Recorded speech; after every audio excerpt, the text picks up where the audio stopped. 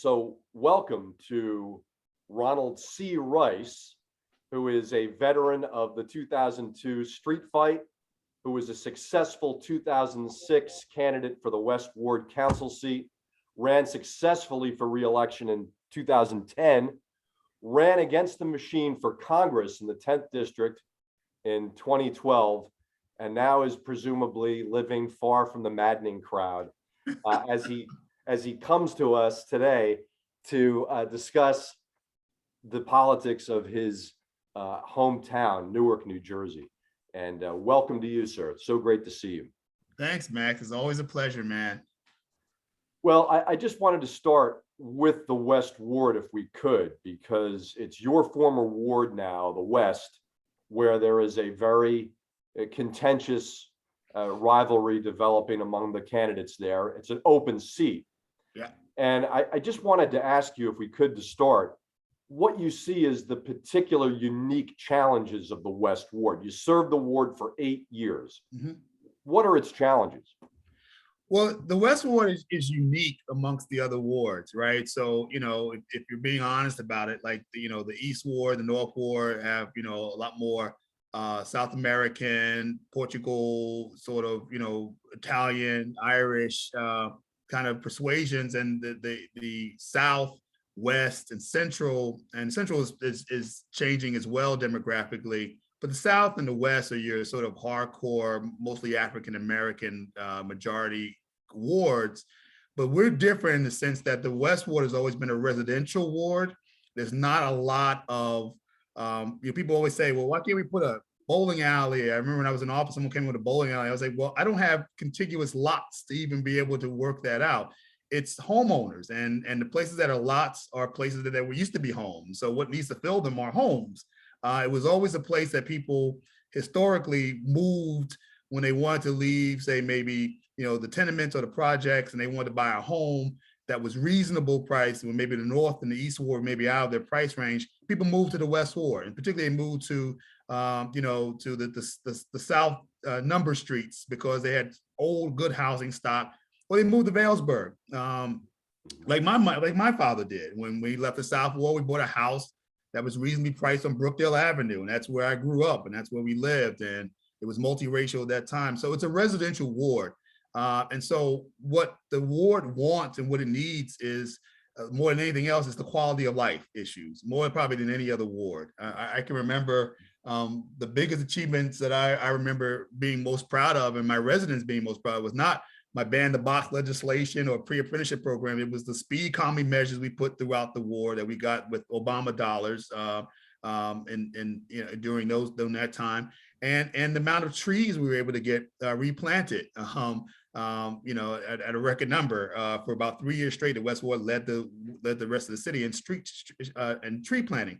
So it's a quality of life. It's crime, making sure that it's safe, that homeowners get the potholes filled, that they get the trees cut down when they need it.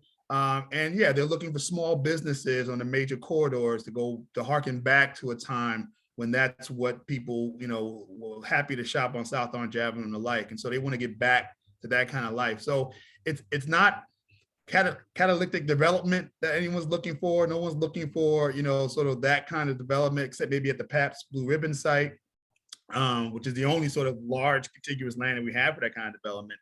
But they're looking for the quality of life things more so than I think in any other ward. And the candidates and the council people who deliver that and good constituency service, because the West Ward demands that of any elected official. That's what the ward needs, and that's what the ward craves. You talk about the residential character of the ward, and is that why the foreclosure crisis hit the West so hard? Because you have homeowners there in a large concentration. Yeah, that's exactly why. And it's exactly why, Mayor Booker at that time, myself, we came together to really try to put together a plan of action to stop foreclosures. When people were sort of underwater with their mortgages, to really try to come to the city. We developed a city-county partnership to really try to start, to stave that off. And it was started in the West Ward to try to save as many houses as possible. But that's exactly why. It hit us harder than any other ward. It is harder than any other part of the city. and mainly because these banks put out these ridiculous loans, these Ponzi schemes to get, you know, well-meaning working class people who were just trying to buy a little equity, trying to buy their piece of the American dream, and they took them. They took lots of them in the ward, and we suffered as a result of that, you know. And so now we have lots of properties, even now, still owned by banks, you know, not being kept up, not being bought. You know, we had the hardest. I tried to pass legislation to try to even let us to cut the grass on some of these properties, or hold the banks accountable for just upkeep and repair, which, you know, to no end. They have a strong lobby at the state level, and really, you know, stop us from doing state action on that. But that's exactly why. And I think it still remains, you know, 15 years later, a still hard blow for the ward to recover from. Do you see signs of life? Do you see it coming back to life? Yeah, absolutely. I think it's the fortitude of the West Ward community. I mean, I think when you look at the fact that, you know, we have Unified Vailsbury Services Organization, you know, a bulwark of building housing, of building affordable housing for people, of doing that little basic care they need. God knows where the Vailsburg section would be without them. And then you look at like what's happening with the Urban League, Essex County chapter, and the Fairmont district. You know, again, not just talking, finding dollars to build housing, to repair housing. We had the West Ward Abandoned Property Initiative when I was in office, where we worked to really try and rehabilitate structures and build structures using minority vendors and contractors, some of which are now get a lot of work in the city, and do a lot of things in the city. Some of them got their first housing rehabs and contracts through that abandoned property initiative. And so we built housing in the Fairmont district. We paved roads. We tried to build parks around and safe spaces around that community. So, you know, we tried to help stave off that crazy underwater mortgage piece of the Great Recession, but we also proactive in trying to build housing and trying to work with community-based organizations in their efforts to build housing and real institutions in the war. And so I think since I've left office, that has continued. I think it continued under Joe. I mean, I know Joe has other issues, whatnot, but I think that continued under Joe. I think it continued under Mayor Baraka's administration, where he prioritizes housing, particularly in the housing stock in the ward. I think it has to continue.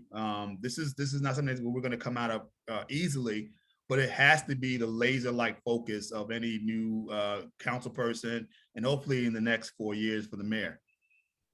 How do you contrast and compare the 8 years of the Booker era, that were the 8 years that you served as councilman, through the Booker years, and the last 8 years of the Baraka administration? Yeah, so I think, you know, when I was young and in the fight, you know, it's very easy to pick sides and say, you know, well, I'm with Corey, so I'm against Sharp. So everything Corey did is right, and everything Mayor Sharp James did was wrong. I never really felt that way, but it's easy to get caught up in that politics of it. And now that with some age and with some service, right, under your belt, you start to recognize that every mayor in the city of Newark has built upon every other mayor, just like I built upon my predecessor in terms of city council, right? I don't know where I'd be without the council of Mamie Bridgeforth, right? And I tell the story all the time. I'll get back to the mayor's piece, but this a quick note about Councilwoman Bridgeforth. You know, when we ran against each other, it was never personal. We never attacked each other. We stuck on the issues, and it's about two different visions. And when I won, and I went to Cablevision to you know, declare victory, that woman was there, and I was like, uh-oh, this is going to be a confrontation. She grabbed my hands and prayed with me.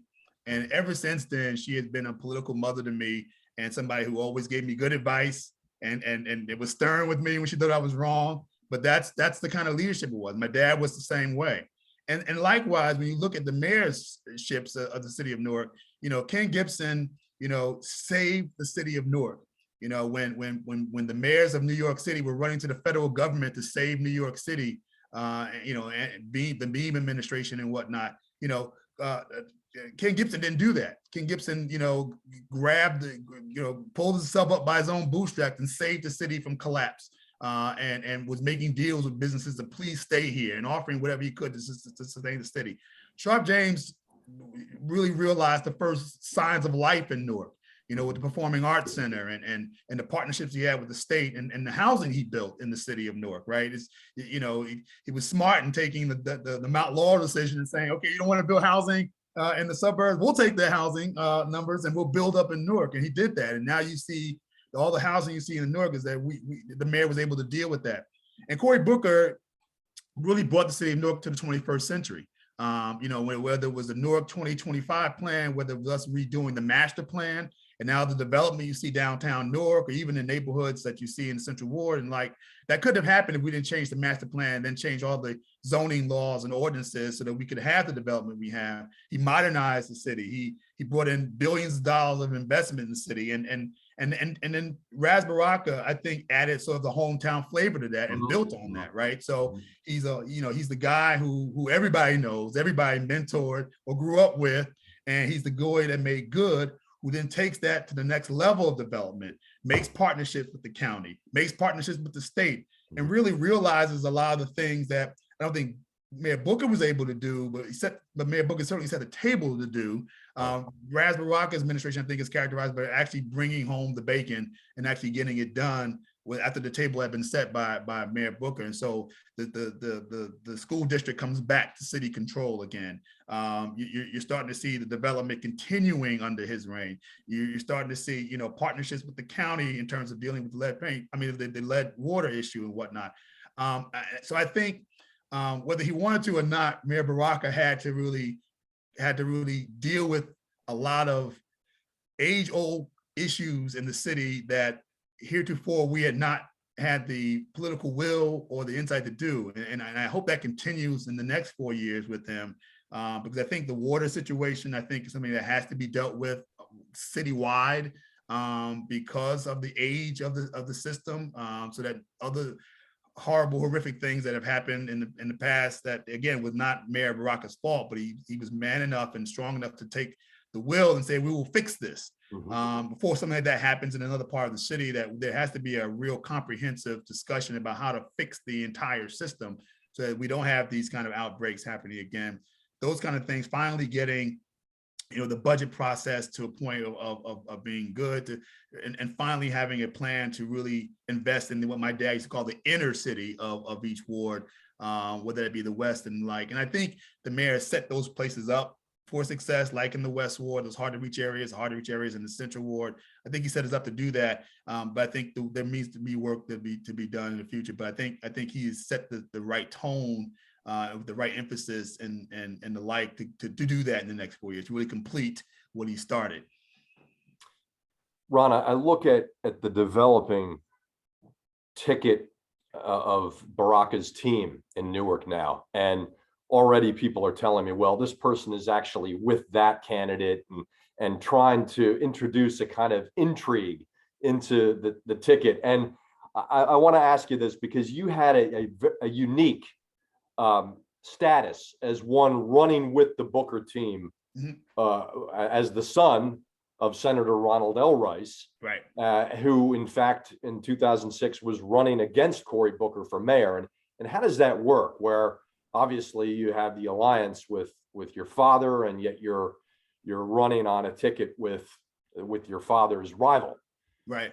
Yeah, look, Newark politics is interesting. I always tell people who they kind of misunderstand our relationship and that race in particular. So, and I think the same thing probably echoes today. What I tell people is, when my dad first ran for mayor in 1998, I was his West Ward coordinator. I quit a job to do that. And when he lost, I was jobless for 2 years. Okay. I was like, so that's his son supporting his father. In 2006, I was already running with Cory Booker. My dad announced for mayor 2 months before the election. So I've been running with Cory Booker since 2002 and 2006. Got it. And I respected my dad, and I encouraged him to keep running. I never said anything negative about my dad. My dad is a smart guy, would have been an incredible mayor for this city. And just like I think I would have been an incredible congressperson, right? But timing is everything in the city. And so I think in this election, I think what's odd about it is it wouldn't be Newark politics if there weren't weird alliances that go this far, but not this far. I can support you here, but I can't support you publicly. I can do this for you, but I can't do that for you.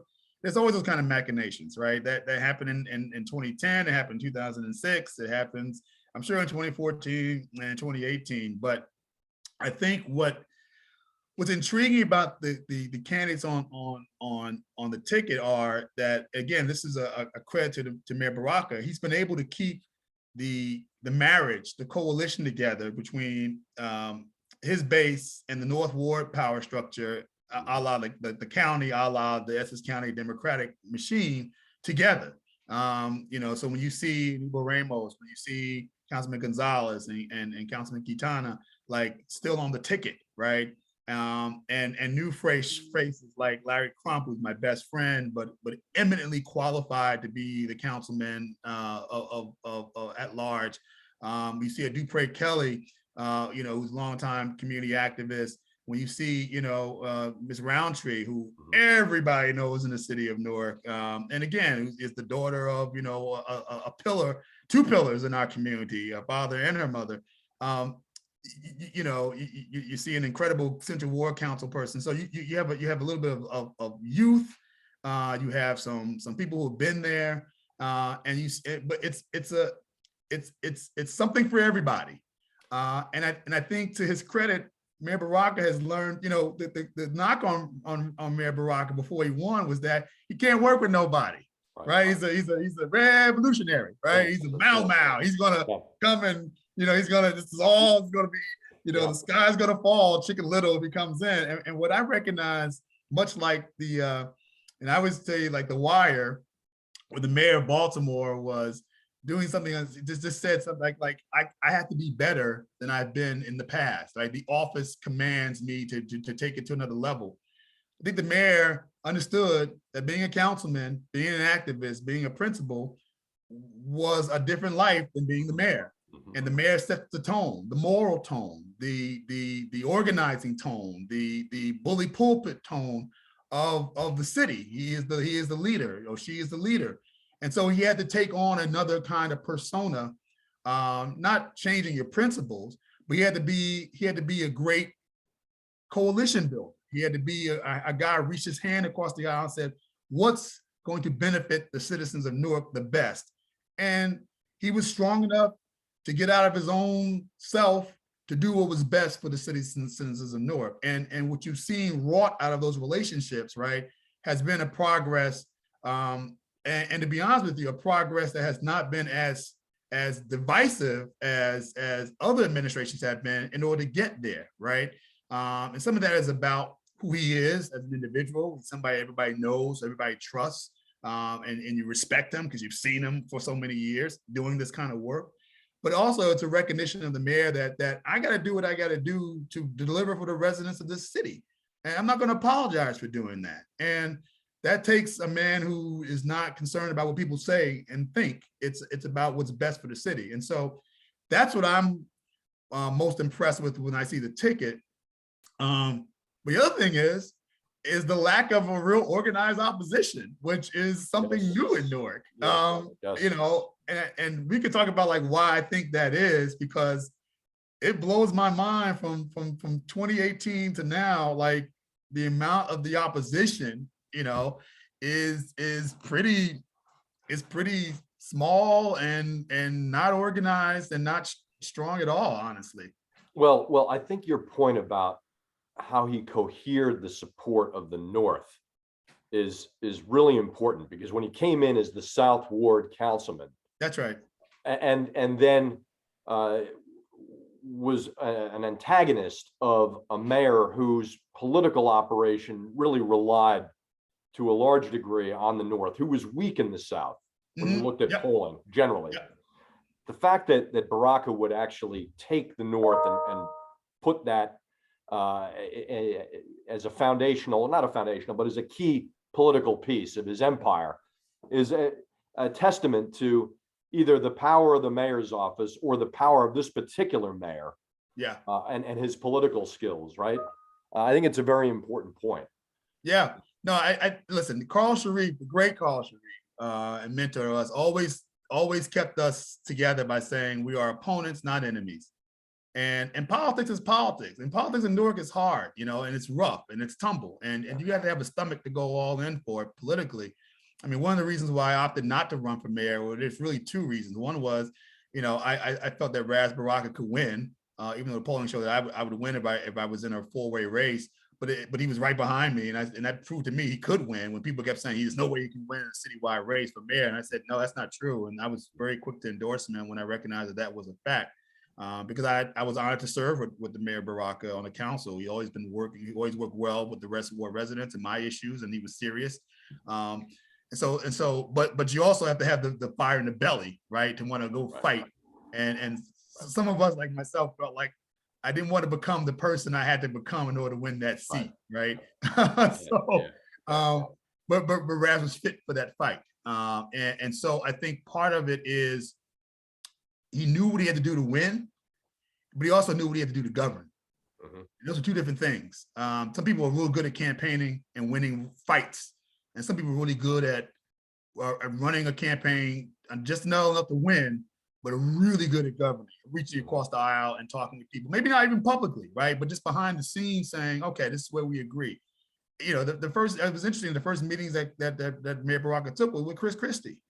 And we were both opponents of Chris Christie. I mean, I still have the picture of me and Councilwoman Crump and Councilman Sharif and Councilman Baraka supporting Barbara Bono and decrying the fact that the Democratic Party was doing to her when she ran for governor. And we were no friends of Chris Christie, but he recognized he's governor, and he's the governor that has control of my schools. And so I will do what I have to do to get my school control back. And Ron, if I'm not mistaken, he secured the interview with Christie through DiVincenzo, the county executive, who had been a backer of Shavar Jeffries, right? Exactly right. He immediately went about creating these relationships and moving on from the campaign.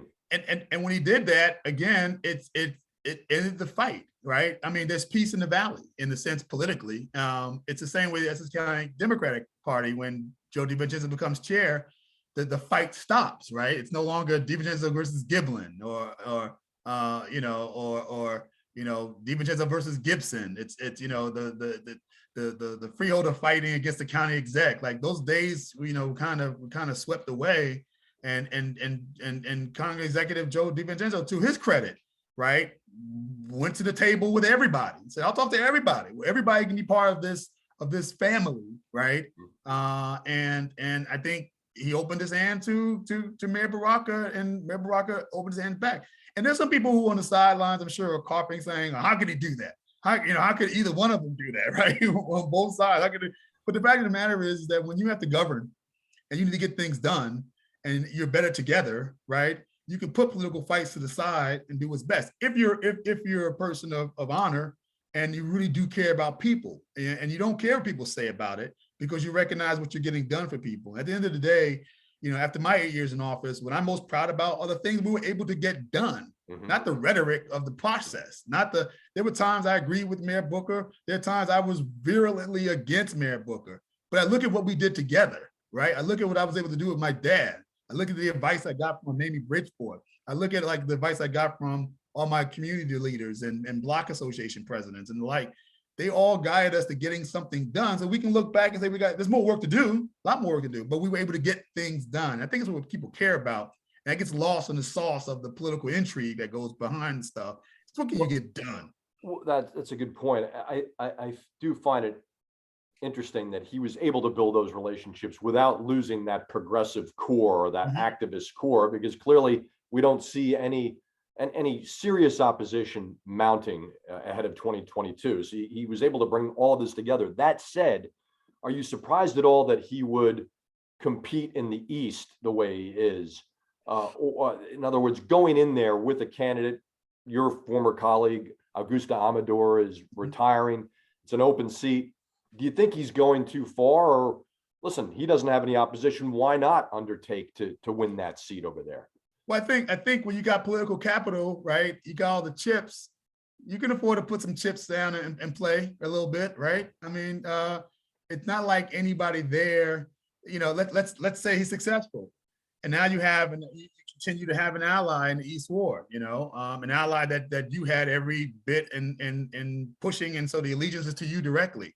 I think with Councilman Amador, that was a relationship that had to be forged, right? That had to be developed. This is a relationship that would start off from the beginning as somebody that was your candidate that you selected that would win. But if you lose, right, it's not like the mayor does not work with other candidates that are running and that they don't have, that they would not be part of moving the city forward. I think, again, it goes to the point of, yeah, you have political capital, you can spend some of it. But I think it's also the reality of like, okay, if we lose, right, whoever wins is still going to be about pushing Newark forward. It's still going to be about supporting what's right. They're not going to oppose me from whatever. And if that person does do that, I still have the majority, right? So the person can be that. I mean, I look at when Charlie Bell won Central Ward seat, and people were like, oh my gosh, he's not part of the Booker team. People were fearful, and I said, Charlie Bell is going to do what's best for the Central Ward, and he's an honorable guy. We may disagree with him politically, but this guy is not going to be anti-Cory Booker to be anti-Cory Booker. And what the mayor found out and the political folks found out was that that's who Charlie Bell was. Mm-hmm. And so when he got in office, he was asking for things from the administration. He got them, and certain things he needed for the ward, he got. And he said, you know what? I'm going to support this mayor. And his political people were like, oh my gosh, you're going to bed with the devil. You're with Cory Booker. You're supposed to go there and represent the opposition. He's like, well, the opposition is working with me, and the opposition is working on behalf of the citizens of the Central Ward, and I can still vote no on things and say I oppose him on certain things. But when he's right, I'm going to support him, and I'm going to be part of the ticket in 4 years, and that's what he did. But he didn't win. And didn't win. Yeah. Didn't win. This is true. Rob, my favorite part of that 2008 race between Eddie Osborne and Charles Bell for the Central Ward seat was, I don't know who came up with this, maybe Pablo Fonseca, but it was the Obama presidential election year, and it was transforming the O from Osborne. Wasn't that great? Yeah. The orange, yeah. Perfectly, yeah. And that didn't work. It didn't work. Yeah, but getting back to the West, it's an interesting group of candidates. You have Do-It-All Kelly, who's running on the Baraka ticket. Mm-hmm. You have Chikozie Anyema, who is an independent candidate. You have your former colleague from the South Ward, Oscar James II, and I am assuming other candidates to enter the race. But when you look at them and you look at don't forget Lyndon Brown as well. Linda Brown, has already announced. He's already announced. He is, one of my strongest. Was one of the baddest PTA presidents you ever want to see in community leaders at 13th Avenue Street School. A consummate community guy. Still sends hundreds of kids to college every year. Well, we got to interview him then. That's an oversight for me not to be aware of him. We'll track him down to be sure. What do you see as the main dynamic of that unfolding contest there? Yeah, so the West Ward likes to fight since the Rices have left the scene. when I decided not to run in 2014, that's all like how many people were running. I was like, good Lord, man, we must have done a pretty good job because we didn't have that many candidates running. It was like 2 or 3 at a time. Right, now right. It's like 7, 8, 9. And I can't recall it really being in play in 2010. I don't remember who ran against you that year.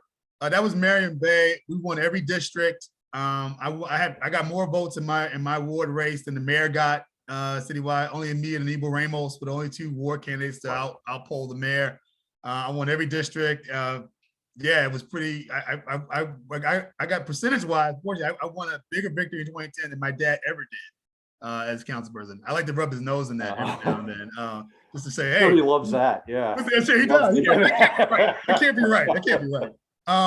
But the West likes to fight, and I think it's anybody's race at this point. I really feel that way. And I place such a high premium on the person not being perceived to be part of someone else's political organization, or it has on occasion.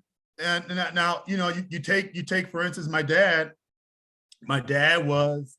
They liked it. I remember people telling me in 1998 when my dad ran for mayor, why is your dad running for mayor? He can't win. We like him on the council, giving hell the sharp. Like, we like that. Like, he needs to stay there and keep the mayor in check. He shouldn't be giving up his seat to go run for mayor. We want Sharp to be mayor.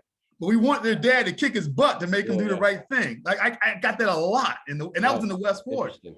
Yeah. And so they'd like to check, right? I think when Mamie Bridgeforth won, right, it was that she was kind of not allied with anybody. You know what I mean? I mean, she had Carl Sarif that helped her, but I think it was because she was a community woman. Everybody knew Mamie, you know, everyone knew who she was, and that she would be kind of a check because she wasn't part of any camp. Right? She was kind of independent. She came in with Cory Booker and Augie Amador came in. It was kind of like a little new blood into the council there. Right. And then when I won, but I was on a ticket, and I won on a ticket. But then in 2010, I think people liked the fact that I was on the Booker team, but that I used to stick it to Cory every now and then on things that I didn't agree with, particularly as they dealt with the West Ward. I think they rewarded me with that in 2010.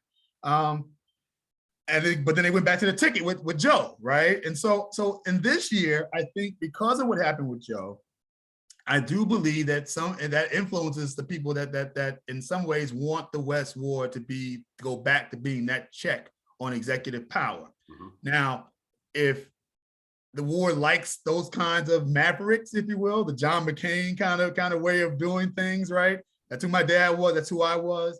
I think Councilman Bridgewater was that way in a number of issues as well. You had the court. You know, Sharp couldn't count on Mamie all the time. He had to go and lobby for those votes.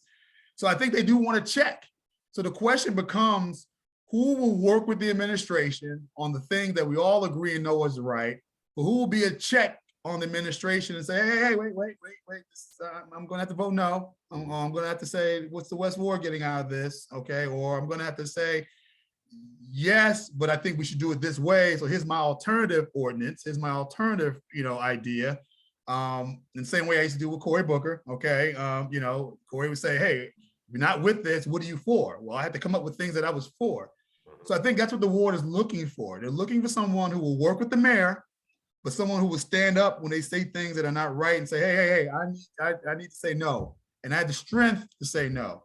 Now, if Dupre Kelly, as part of the team, can do the same way I was able to do with Cory Booker as part of the Booker team, then I think he will win and he will deserve to serve. But if you look at the other candidate, particularly Jacozzi, right? And you say, well, we need a complete break. We need somebody that's not allied at all with the mayor, but will still work with the mayor, but will be that independent streak. Then I think then the voters will pick him. I think that's the case these candidates have to make, is that I will be supportive of the good things the mayor does, but I will be a check because I'm a legislator and that's my job, is to be a check. I think if there's any undercurrent about the Baraka administration or the Baraka team, is that it's too uniform and that we don't want just a council that's going to just rubber stamp whatever the mayor is doing. It needs to be a constructive critic because it's a separate legislative branch and that's their job. My dad used to always beat that into my head. Right. Like you may be part of the Booker team, but you are not in the administration. You have a duty as a legislative member to be a check on power. And that's what you need to do. If you got to hold up budgets to get certain things for your resident, then you do that. Your allegiance is to the people, not to the mayor. And so I think that's what the West Wards are going to look for. Who's got the independent streak and the fortitude to be able to be that check, and then who also has the smartness, the pragmatic nature about them to work with the mayor and to know the difference and when to do that. One fascinating thing about Do It All is he does have his own organic stature that is separate from the mayor, right? He's not a machine product of the Raz Baraka administration. He's a man who went out and did his own thing and built his own identity. Yeah. Right. Yeah. I go back with Dupre. I mean, I've like I said, when we did the article, Dupre goes back, along with Reggie Noble, you know what I mean? A Red Man, and that whole family, they all play ball. And my dad's, Rufus was probably his coach, you know what I mean? On some level, Rufus Johnson, the freeholder, county commissioner, so everybody's known him. Like I said, I go back politically with him, when he was in Lords of the Underground, they were doing, stuff with the DNC back in '93, when I was president of Young Democrats in Essex County, and we're fraternity brothers, you know what I mean? I tried to give advice to him, during this last run at large. And And so yeah, you know, he was like, I'm running. You know, I was like, why are you running at large? He was like, because I believe I can offer something to the city. So he ran not because he had the mayor's blessing or anything. Right. He ran because he wanted to bring a new set of eyes to this. And so I think he brings a certain level of community to the place as well. But likewise, I think Chicozy brings a lot of the legislative eyes that we need, right, on the council. A lot of preparation, a lot of A lot experience. of prep, Yeah, a lot of preparation. Yep. In a lot of ways, he prepped his own self like me, in the sense that he got, you know, he's a lawyer, he went to law school, he's worked on legislation before, you know, he's done things in that vein, and the ward likes that. I remember when I ran, a ward liked the fact that I was an attorney, that I could read legislation, that I could draft my own legislation if I had to, that I, you know, and so in the same way that Carlos Gonzalez kind of has that nom de plume on the council as being the guy who kind of like reads everything and kind of understands politics, or Nebo Ramos kind of has that knack as well. Nebo and I used to talk about policy all the time. I think Chicozy brings that to the dance as well. And so I think Lyndon Brown brings, you know, I think Oscar, you know, James brings the fact that he served on the city council, right? And Oscar, you know, was no slouch when it comes to legislation as well. I have to think he did a good job as councilman in the South Ward. I have to believe that circumstances, you know, and Ras Baraka had other, you know, was just too strong of a force to overcome, particularly when it's the weakest ward of the team that you're running with. The guy who's running for mayor heading your ticket. I think he was a victim of circumstances in a lot of ways. I think Lyndon Brown, like I said, is a guy who walks the community, knows the community. And there are other candidates I think that are considering to run who have something to bring to the table as well. But I still think the deciding factor for most of these people is going to be, you know, can you work with the mayor and be pragmatic about it? Can you chart your own course when you need to? And do you know how to decide the difference and when to do each? You're sort of segueing us into this next question, but what is your advice to the candidates running? Wow. The first thing is you got to knock on doors. People in the West Ward, we always say the West Ward needs a nurse's hand. The West Ward expects their council person, I hate to say it, to be there 24 hours a day, 7 days a week. You know, I took a half a vacation one year in the 8 years I was in office. I didn't leave the city of Newark except to go to the League of Municipalities or go to a conference or something like that in Atlantic City. You know, I had 2 bouts of exhaustion because we do our job. My whole staff were committed to doing mostly constituent complaints. Like, you know, I didn't have a policy, I was the policy person for my staff. My whole team was featured on I did house calls in terms of when people say, you know, I have a problem with my street, you know, and people would say, you know, the councilman, you know, I've never seen the councilman. And I used to tell people, well, that means you haven't called my office, because if you call my office, my secretary knows to set me up. I come to your house. The doctor doesn't do house calls, but I do. And I go to people's homes and I take a site of their picture and I would go back to City Hall and I would put the complaint into the system. That's how we were able to win a lawsuit. I was able to help to win a lawsuit for our 3 babies that were killed at Mount Vernon, because literally the weekend before I had been there at a block party, and the residents from the block association walked me to the gate.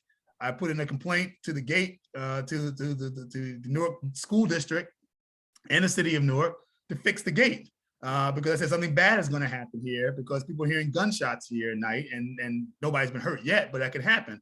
And literally a week later, something happened. And so my letter was a smoking gun that actually won the civil case for those poor parents. Didn't bring back their children, but they gave them some dollars, and it put guilt out for it. But that's because that's the kind of council person I was that the ward demanded that kind of hands-on in terms of constituent complaints. And so I had to do those kind of things.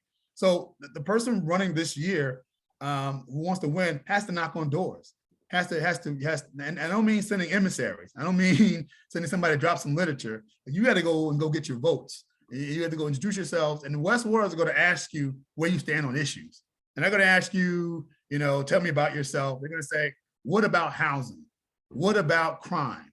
And you better have specific points of what you're going to do so they can hold you accountable to it, and not just general platitudes of like, we need better schools. We need safer streets. Yeah, the West Ward voter does not appreciate that. Thinks it's actually the meaning, and actually thinks it's insulting. So you better have a plan.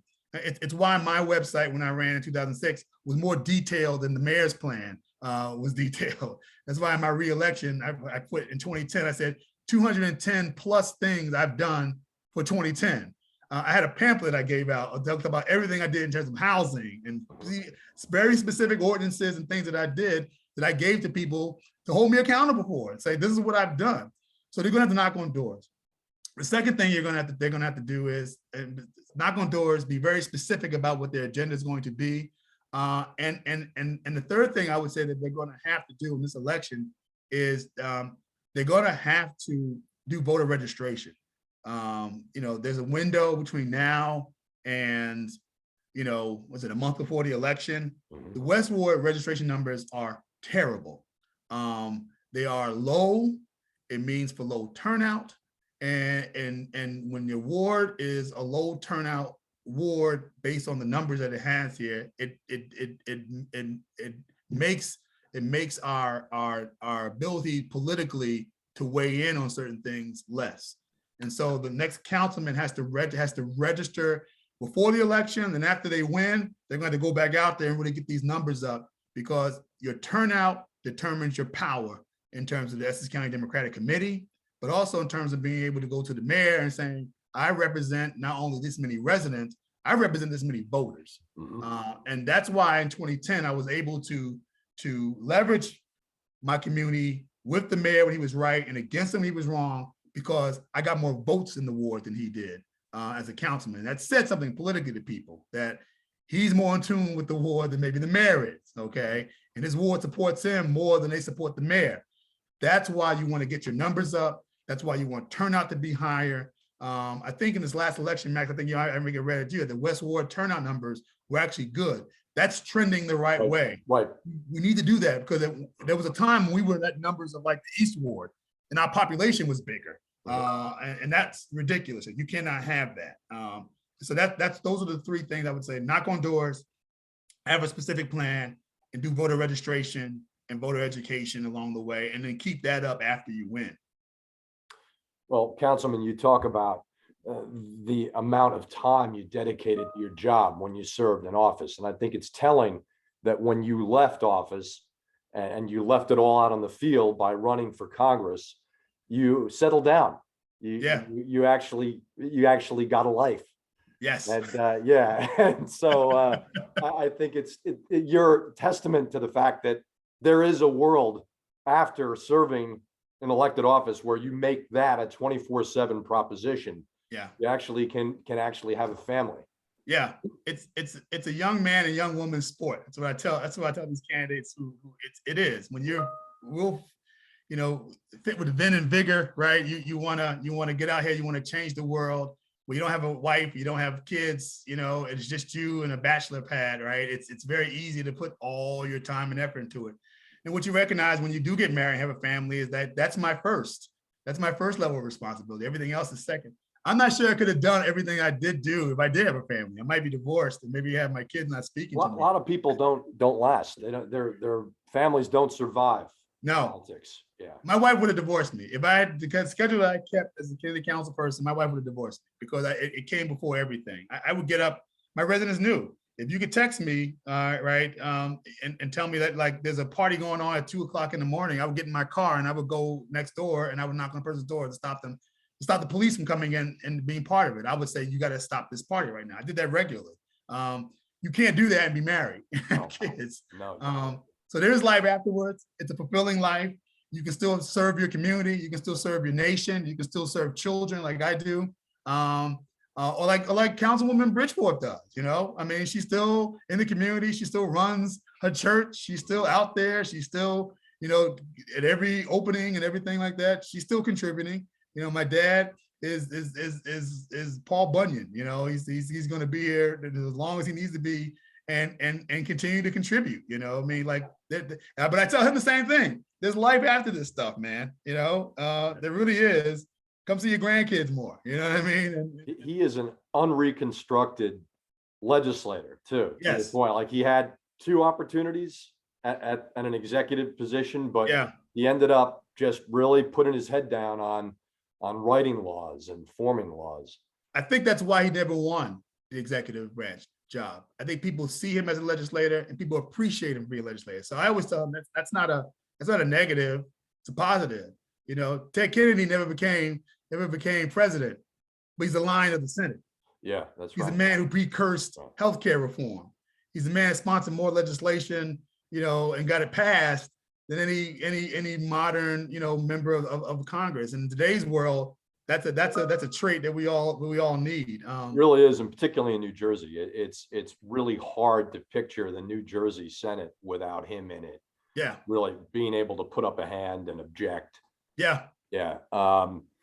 Could you just tell us to close us off, sir, a little bit about the work you're doing now and why you love it so much?